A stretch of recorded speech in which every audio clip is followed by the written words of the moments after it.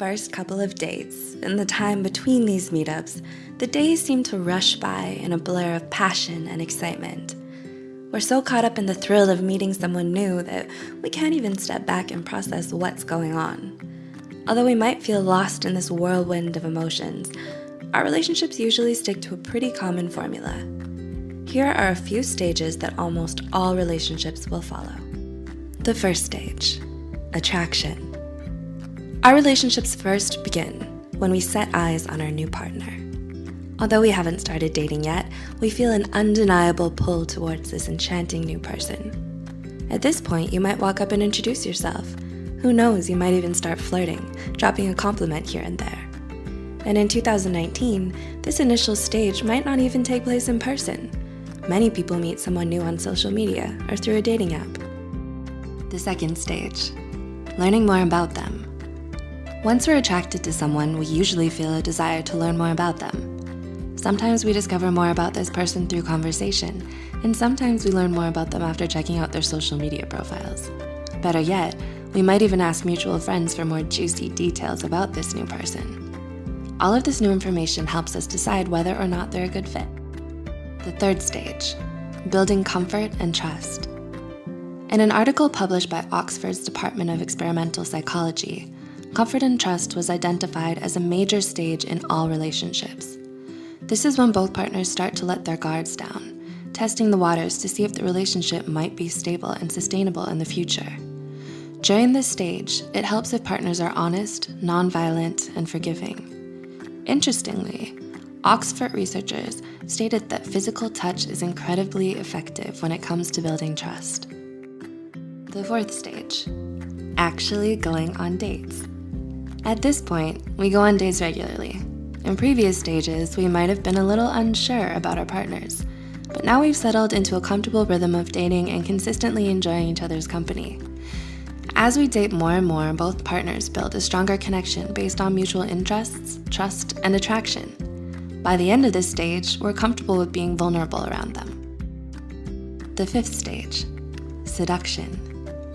According to that same Oxford study, seduction is one of the final stages of a relationship. This is where we truly open ourselves to the possibility of passionate intimacy.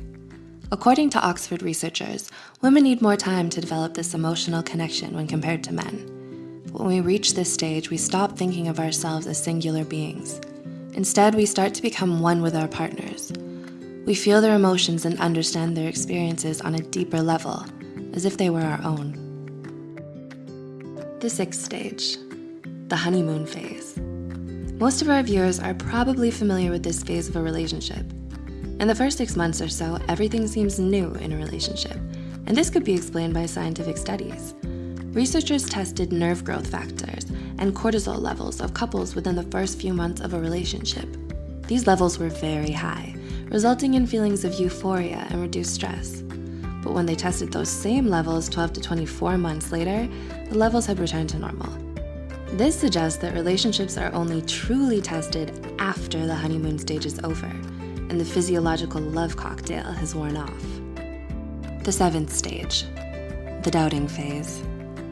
This is the make or break stage for relationships. Doubts usually start to creep in after a few years, and making it this far is a real accomplishment. But the biggest hurdle is yet to come. You need to overcome all of these doubts if you want the relationship to succeed. Partners might start worrying about the unknown future, their individual career paths and interests, and whether or not their partner fits into all of this. If it's not meant to be, it'll become obvious during this stage. In this current age of social media, it's very easy to start comparing our own relationships to other perfect couples we see online. This makes the stage of doubts even tougher to get through in 2019. The eighth stage, commitment and stability. Once you reach this stage, you're home free. After many, many years, you're completely and unconditionally in love with each other. You know each other better than any other person on earth, and you regularly find yourself predicting each other's actions and knowing what to say to comfort your partner during stressful times. Most importantly, you don't take each other for granted. You're happy with the direction of the relationship, and you might even start building projects and creating things together. Who knows? Maybe a family? Let us know if you agree with our 8 stages of dating. If we've left anything out, be sure to let us know in the comments below.